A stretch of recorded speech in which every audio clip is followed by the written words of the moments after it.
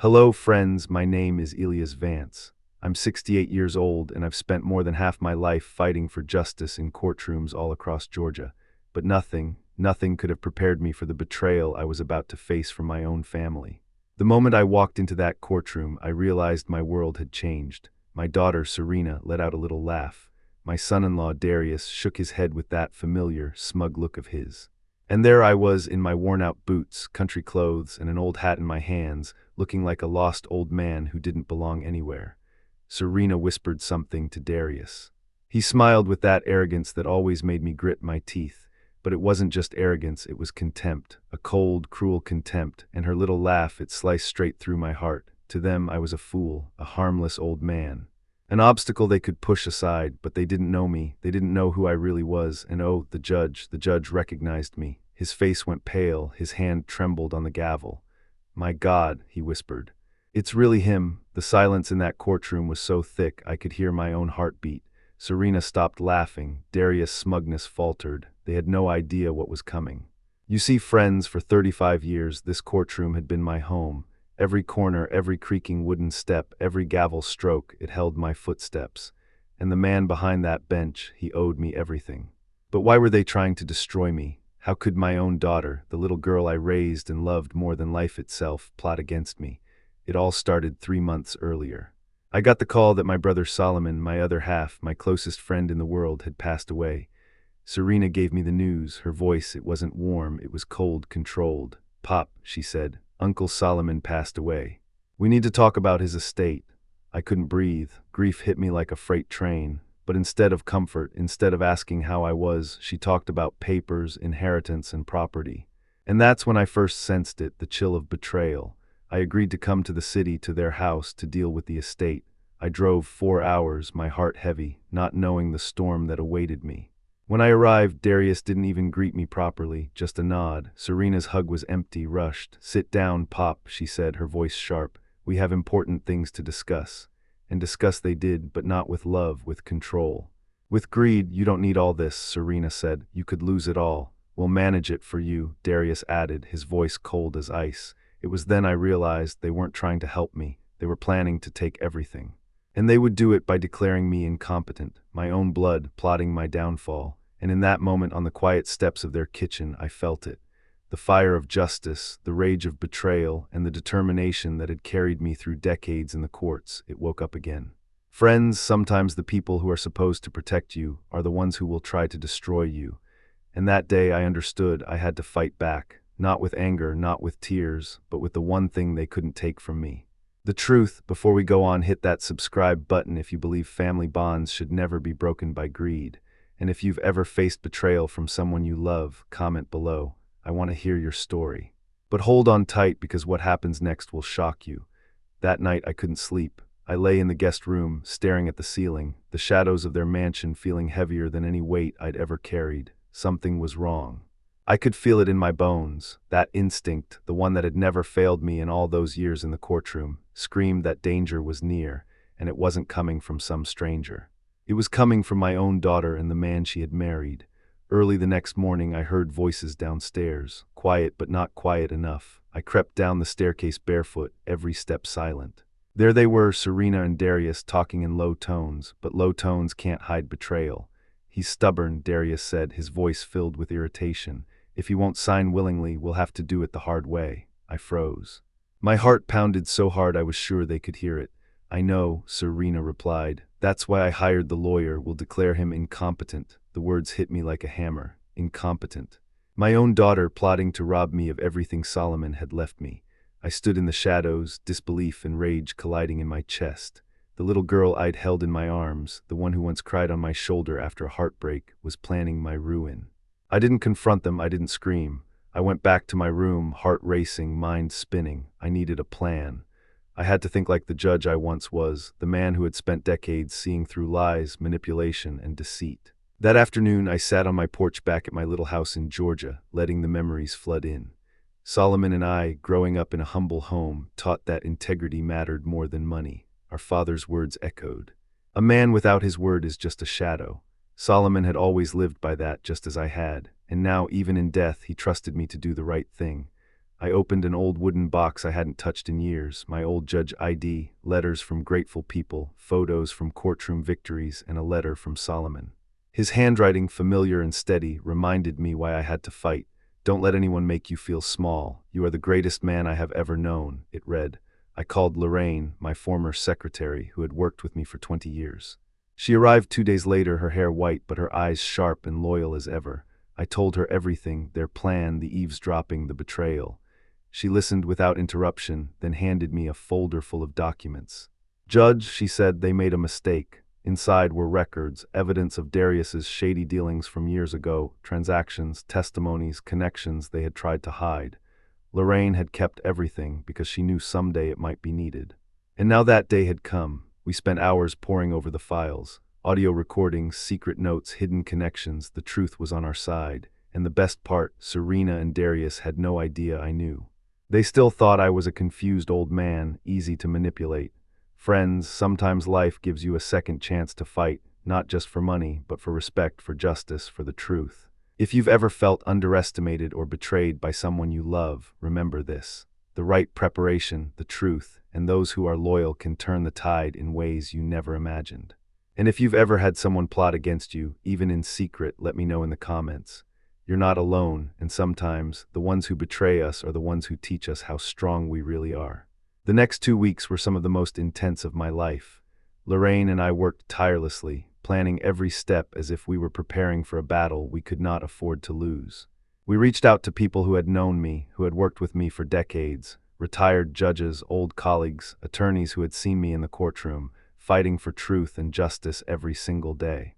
One by one, letters and statements arrived.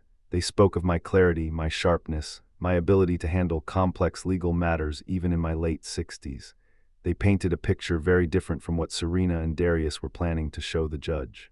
I smiled quietly as I read each one, feeling a fire inside me grow stronger. Lorraine didn't stop there. She found Solomon's attorney, the man who had handled every detail of my brother's estate. He confirmed that the will was perfectly clear, every property, every account, every investment left to me. Not a hint of ambiguity. They couldn't twist that, no matter how clever they were. 3 days before the hearing, my phone rang. I almost didn't answer, expecting it to be another scam or another attempt to intimidate me, but it was Serena. "Pop," she said, her voice sweet, almost nostalgic. Almost like the little girl who once ran into my arms after falling off her bike.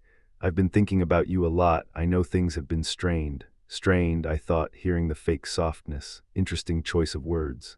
"I know the inheritance scared you," she continued, "but we want to handle this calmly, just as a family. No lawyers, no pressure, you, me, and Darius like old times." I kept my voice neutral, hiding the storm inside me. "The old days never included Darius," I said. "When?" "Tomorrow night," she said. 7 o'clock, I'll make your favorite dish, chicken and potatoes like we used to," I agreed. And that was all they needed to think I was the harmless old man they had underestimated. They didn't know that by the next day, I would have everything lined up to protect what was mine, to expose the truth, and to remind them who they were dealing with. Friends, sometimes the people closest to us try to deceive us, and sometimes it takes patience, careful planning, and the support of those who are loyal to see justice done. If you've ever had to plan carefully against someone who betrayed your trust, you'll understand exactly how it feels. The tension, the anticipation, the quiet rage that fuels your every move. And remember, if you think someone underestimated you, comment below with your story. Because underestimating a person with experience and truth on their side is the first mistake they'll ever make. The evening of the dinner arrived, and I drove into the city with a calm I didn't feel. My little house in Georgia felt like a lifetime away. I carried the letter from Solomon in my pocket, the folder of evidence in my bag, and a quiet determination in my heart. When I entered Serena and Darius's grand home, they greeted me warmly, or at least they tried. Serena's smile was perfect, rehearsed, and Darius, well, he stood back with that same smug, confident posture, as if he already owned the night. The table was set beautifully, candles flickering softly. My favorite chicken and potatoes sat in front of me, just like she promised. It was a trap disguised as a meal, and I played along. I smiled, I laughed at the right moments, I asked about the city, about her work, all while my mind raced through every detail of our strategy. Serena leaned closer, her voice soft, trying to make me feel at ease. "Pop, I know you've been worried," she said. "We just want to protect you." I nodded, letting the words sink in while I carefully studied her. She didn't notice the subtle glance I exchanged with Lorraine the day before, a confirmation that everything was ready. I could see the cracks forming in their carefully constructed facade. As the dinner went on, I shared a few old memories, laughing softly about simpler days.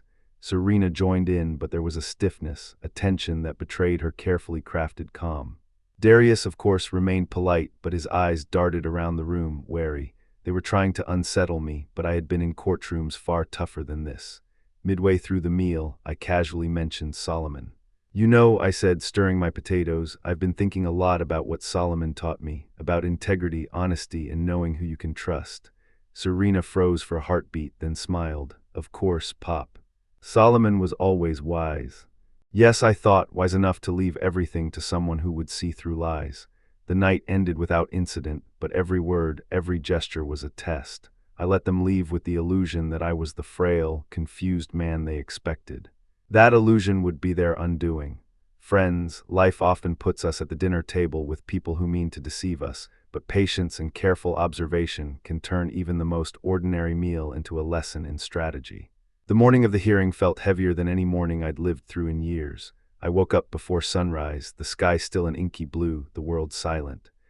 I sat on the edge of my bed for a moment, breathing slowly, reminding myself who I was, not a confused old man, not a burden, not someone to be handled. I was Elias Turner, former attorney, brother to Solomon, a man who spent his whole life fighting in courtrooms bigger than this one. When Lorraine arrived to pick me up, she gave me a firm nod.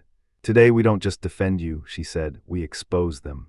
The courthouse steps felt strangely familiar under my shoes. I'd walked into hundreds of hearings in my lifetime, but never as the person being questioned. Serena and Darius were already there, dressed immaculately. Serena wore a soft blue suit, something that made her look gentle, innocent. Darius had that same confident smirk, as if he had already rehearsed his victory speech. The moment they saw me, they acted surprised. Serena rushed forward. "Pop, you came alone. Where's your attorney?" I simply stepped aside. Lorraine emerged, her heels clicking with authority. The color drained slightly from Serena's face. Inside the courtroom, everything felt colder. The judge, a stern woman with sharp eyes, reviewed the documents. I noticed her eyebrow arch when she saw the emergency guardianship application Serena had filed. Serena began her speech, carefully crafted to paint herself as the loving daughter of a confused elderly father. Tears pressed at the corners of her eyes, too perfectly timed. "Your Honor," she said, voice trembling, "we're only trying to protect my father. He's not the same anymore." I watched her, my jaw still. She didn't know I'd already read that script 100 times, word for word. When it was our turn, Lorraine stood tall. "Your Honor, we have ample evidence to show that Mr. Turner is fully capable of managing not just his day-to-day life, but complex legal and financial decisions. And we can prove that this guardianship attempt has ulterior motives." A murmur spread through the courtroom. Darius shifted uncomfortably. Then came the moment I had been preparing for. Lorraine handed me my glasses and whispered, "Show them who you are." I stood. My hands didn't shake, not even a little. I spoke clearly, directly, like the attorney I had once been. I explained Solomon's will, the clarity of every clause, how every account and property had been left to me without question. Then I lifted the letter, Solomon's final words to me. "This," I said gently, "is why he trusted me." Serena's eyes widened. She hadn't known about the letter. She hadn't expected me to speak with such certainty, such clarity. The judge leaned forward, studying me. And in that moment, the tide began to shift. Folks watching right now, let me tell you, sometimes the strongest thing you can do is stand up and let the world see the real you. If you've ever had to prove someone wrong after they doubted your strength, hit that like button. Your story matters more than you think. The courtroom felt different after I finished speaking, almost heavier, as if the truth itself had settled into the air. The judge didn't say a word, but her eyes told me she had begun to see through the fog Serena and Darius had tried to create. Lorraine stepped forward with the confidence of a woman who knew she held a royal flush. "Your Honor," she said calmly, "we also have character statements from former judges, attorneys, and colleagues who worked alongside Mr. Turner for decades. These individuals confirm his mental sharpness, his reliability, and his capability to manage his own affairs." She placed the thick stack of letters on the bench. The sound echoed, it silenced even Serena's shaky breathing. Darius shifted again. His collar suddenly seemed too tight. I watched him closely. Years of reading witnesses made it easy to spot the moment fear begins to bloom behind a controlled expression. But the real blow came next. Lorraine slid another document across the table. And this, Your Honor, is the financial investigation my office conducted last week. It shows that Serena and Mr. Collingsworth, she nodded toward Darius, made multiple inquiries into Mr. Turner's accounts before filing for guardianship. These inquiries were unauthorized. A ripple of shock passed through the courtroom. Serena's face drained of color. We were just trying to understand his finances, she stammered, to help him.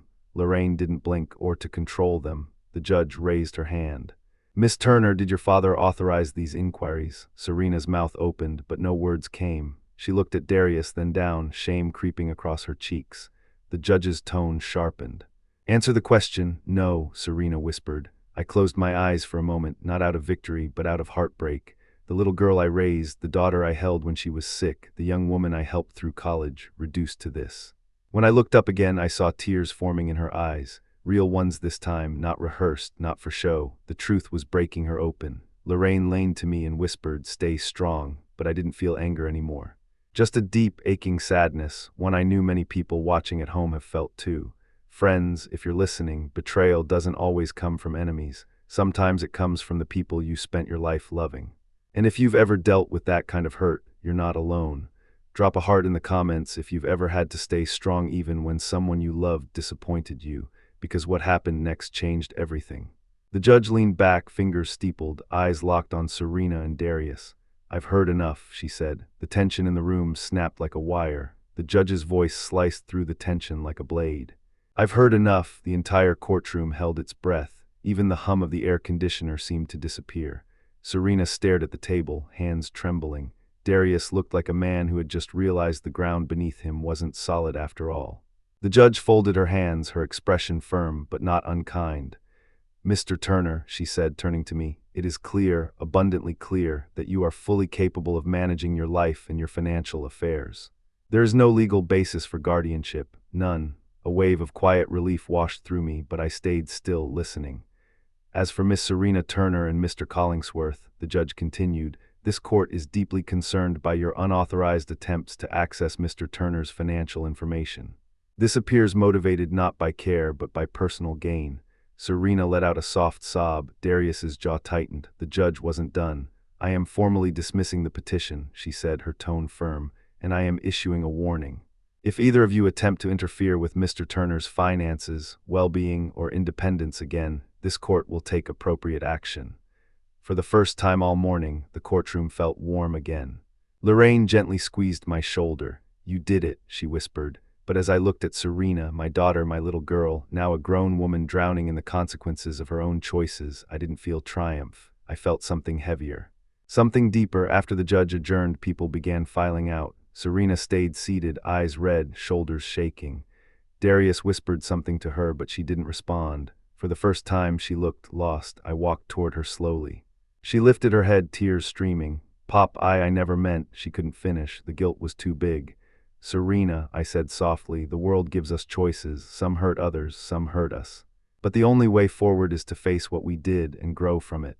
She sobbed again, not for show, not for manipulation. This time it was real. I'm sorry, she whispered, her voice breaking. I'm so sorry. I placed my hand gently on her shoulder. Then start fresh, not for the money, not for the house, for yourself. Behind her, Darius stood stiff, pretending to be composed, but even he knew the game was over. I turned to leave, and as I reached the courtroom doors, a strange peace settled in my chest. I had walked into this hearing fighting for my freedom. I walked out with something even more valuable, my dignity, my truth, and a second chance to guide my daughter back to the right path. Life doesn't always give you easy choices. Sometimes it hands you battles you never expected to fight. But if you stay true to who you are, you win more than the day. You win yourself. And friends, if you stayed with me through this whole story, if it touched your heart even a little bit, don't forget to like this video and subscribe to Old Buddy Stories. We've got many more stories to share, stories of courage, heartbreak, forgiveness, and the strength hiding inside ordinary people.